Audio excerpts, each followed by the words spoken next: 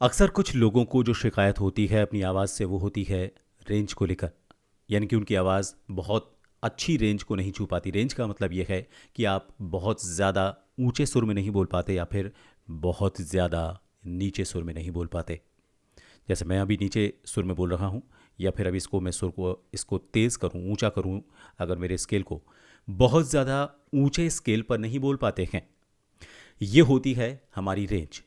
इस रेंज को कैसे बढ़ाएं? इस रेंज को बढ़ाने को लेकर आज मैं कुछ एक्सरसाइजेज आपको बताने वाला हूं, और ये सारी एक्सरसाइजेज सिंगर्स करते हैं।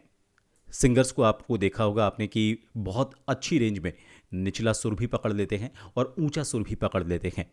उसकी वजह होती है उनका खास रियाज। उसी से मैंने कुछ नई एक्सरसाइज डेवलप की हैं जो आप अपने बोलते वक्त अपनी रेंज को बढ़ा सकते हैं। कुछ लोगों की जैसे ही आप ऊपर की रेंज में जाते हैं तो आवाज़ ब्रेक होने लगती है, क्रैक होने लगती है, यानी कि आवाज़ फटने लगती है, स्टेबल नहीं आ पाते, आवाज़ में कंपन शुरू हो जाता है, आवाज़ में वाइब्रेशन शुरू हो जाता है। तो इसके लिए आप इन एक्सरसाइजेस को कर सकते हैं। जैसा मैंने आपको बताया कि ये हम अगर स्टेज पर लंबी बातचीत करते हैं तो उस वक्त भी इस्तेमाल हो सकता है। जिन लोगों की आवाज़ ब्रेक होती है, क्रैक होती है, थोड़ा सा ऊंचा सुर पकड़ते ही उनको लगता है कि उनकी आवाज़ टूट रही है, उसके लिए भी ये एक्सरसाइज काफ़ी फ़ायदेमंद हो सकती है। अब सवाल ये आता है कि ये एक्सरसाइज कितनी देर की जाए और कब की जाए। सुबह सुबह हमारे जो वोकल नोट्स होते हैं, वोकल कॉर्ड्स जो होते हैं, वो थोड़े से रिलैक्स मोड में होते हैं। तो आप सुबह जब उठ रहे हैं, गुनगुने पानी से आप गरारे करें। उसके बाद आप गुनगुना पानी पिए भी, ताकि आपको सुबह सुबह अच्छा महसूस हो। और उसके बाद फिर आप इस रियाज़ को आधा घंटे बाद कर सकते हैं। 15 से 30 मिनट का वक्त आप अगर इसके लिए देते हैं, ये डिपेंड करता है कि आप कितना वक्त देते हैं। अगर आपकी रेंज अच्छी है पहले से और अच्छी रेंज करना चाहते हैं तो उस हिसाब से आप समय को कम या फिर ज़्यादा कर सकते हैं। अगर आपको दर्द महसूस हो रहा है तो थोड़ा सा वक्त को कम करें। शुरुआत में हो सकता है कि आपको थोड़ा सा वक्त लगे, इसलिए धीरे धीरे फिर इस टाइम को और ज़्यादा बढ़ाएं, ताकि आपकी आवाज़ की जो रेंज है उसको आप और अच्छी हासिल कर सकें। तो चलिए शुरुआत करते हैं। सबसे पहली एक्सरसाइज है लिप रोल। लिप रोल आपने पहले भी मेरे वीडियोस में देखे हैं। उसमें आपको करना ये होता है कि अपने जो होठ होते हैं उनको वाइब्रेट करना होता है। ये हमारी मसल्स को रिलैक्स करने के लिए बहुत ज़रूरी है। मसल्स को हम रिलैक्स करेंगे तो वो अच्छे तरीके से इस्तेमाल होंगी। तो इसके लिए लिप रोल करना है आपको, लेकिन लिप रोल का जो तरीका है वो थोड़ा सा अलग है। आपको इस बार जो लिप रोल करना है उसमें नीचे से ऊपर की रेंज तक आपको लिप रोल, या फिर आप लिप रोल के साथ इसकी नेक्स्ट एक्सरसाइज में आप हमिंग साउंड करेंगे उसी तरह से रेंज को ऊपर नीचे ले जाकर, तो और भी बढ़िया होगा। लिप रोल कैसे करना है? ये होता है हमारा लिप रोल, लेकिन इसको आपको नीचे से ऊपर और ऊपर से नीचे शिफ्ट करना है। जैसे ये हुआ नॉर्मल, इस तरह से आपको हो सकता है कि आपको थोड़ा सा ये फ़नी लगे, लेकिन आपकी आवाज़ की रेंज को बढ़ाने के लिए और आपकी मसल्स को रिलैक्स करने के लिए शुरुआती एक्सरसाइज बहुत फ़ायदेमंद होती है। लोग अक्सर जिम जाते हैं और सीधा वेट उठाते हैं, फिर उसके बाद उनको दिक्कत होती है, मसल उनकी खिंच जाती है, चूंकि वो शुरू में वार्म अप नहीं करते।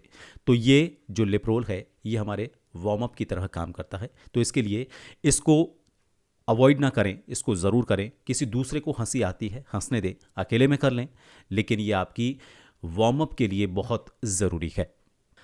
अगली एक्सरसाइज में आपको करना ये है कि आपको हमिंग साउंड निकालना है, लेकिन उसे एक स्केल पर रखना है। कम से कम 8 से 10 सेकेंड तक उस स्केल पर आप उसको रखें। जैसे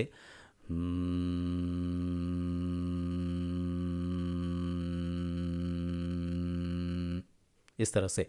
लेकिन इसमें आपको इस तरह से नहीं होना चाहिए,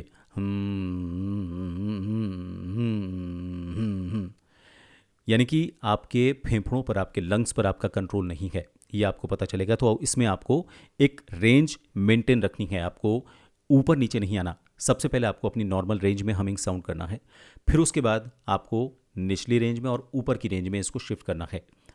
अगली रेंज में, जैसा मैंने आपको बताया, इसमें यूँ अप एंड डाउन्स नहीं आने चाहिए, एक स्टेबल साउंड होना चाहिए। ये बीच में ऊपर भी ना जाए, इस तरह से नहीं, एक फिक्स रेंज में, स्टेबल रेंज में। इसी तरह से थोड़ा सा और ऊपर जाएं,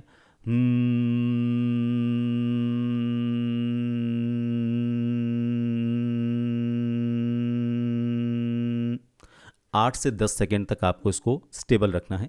इसमें उतार चढ़ाव नहीं आने चाहिए, आपको इसमें बिल्कुल स्थिर इसको रखना है। फिर इसके बाद आपको अपने जितने भी वोकल जो ऑर्गन्स हैं जो बोलने में इस्तेमाल होते हैं उन सभी को ओपन करना ज़रूरी है। आपने देखा होगा कि कुछ सिंगर्स आपको जो चीज़ें बताते हैं उसमें वो बोलते हैं कि चेस्ट से कब गाना चाहिए, गले से कब गाना चाहिए और अपर जो हेड पार्ट है उससे कब गाना चाहिए। बिल्कुल सही सुना आपने, बिल्कुल ये तीनों जो पार्ट हैं, जो तीनों हिस्से हैं वो गाने में इस्तेमाल होते हैं, अपर रेंज में, मिड रेंज में और लोअर रेंज में। जब हम इन तीनों पार्ट्स को इस्तेमाल करना सीख जाते हैं तो आप हर रेंज में बोल सकते हैं, आपकी आवाज़ ब्रेक नहीं होगी, क्रैक नहीं होगी। इसकी प्रैक्टिस करने के लिए आप जो हमारे स्वर होते हैं अ आ ई ऊ ए ऐ ओ औ, इनमें से सिर्फ अ आ ई ऊ ए ऐ ओ औ इनको इस्तेमाल कर सकते हैं। अब इनको इस्तेमाल करने का तरीका कैसे, जैसे सरगम की वो प्रैक्टिस करते हैं वैसे ही आपको इसकी प्रैक्टिस करनी है और उसमें कुछ वेरिएशंस लेकर आने हैं। ये वेरिएशंस किस तरह के होंगे कि पहले आपको कोई भी एक स्वर पकड़ना है और उसको नीचे से ऊपर और ऊपर से नीचे एक ही बार में शिफ्ट करना है। जैसे मान लीजिए आप लेते हैं आ,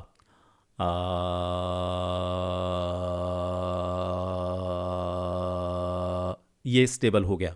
फिर इसके बाद आपको नीचे से ऊपर और ऊपर से नीचे जाना है।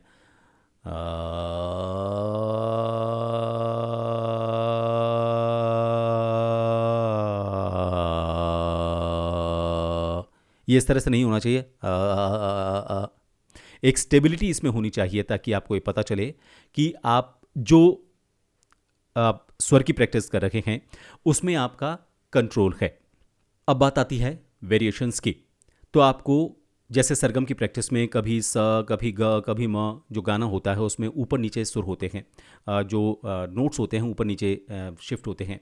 उसी तरह से आपको जैसे मान लीजिए आपने आ लिया तो आपने आ को उसी तरह से प्रैक्टिस करनी है। जैसे आ,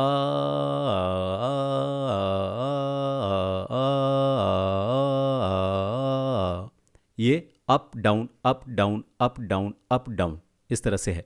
अब इसके बीच में जो रेंज होती है, जो आपकी नॉर्मल रेंज होती है, उस रेंज में भी शिफ्ट करना है और फिर ऊपर जाना है।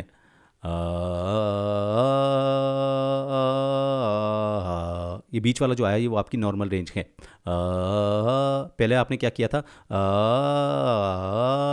ये स्लोली शिफ्ट हुआ, लेकिन अब आपको इसमें बीच में एक और मिड रेंज लेकर आनी है।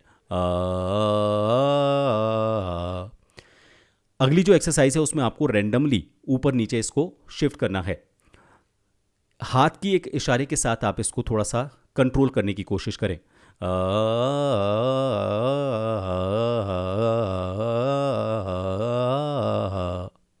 ये आपके लिए थोड़ा मुश्किल हो सकता है, लेकिन जब आपकी आवाज़ ब्रेक होती है या फिर क्रैक होती है तो उस वक्त आप किस तरह से उसको कंट्रोल करते हैं। मान लीजिए आपकी अपर रेंज में आवाज़ क्रैक होती है तो आपको उसको कंट्रोल कैसे करना है। चूंकि आप इस प्रैक्टिस में इसी चीज़ को सीखेंगे, इसलिए उस वक्त जब आपको लगे कि आपकी आवाज़ क्रैक हो रही है, ब्रेक हो रही है, तो आप उसको कंट्रोल कर सकते हैं।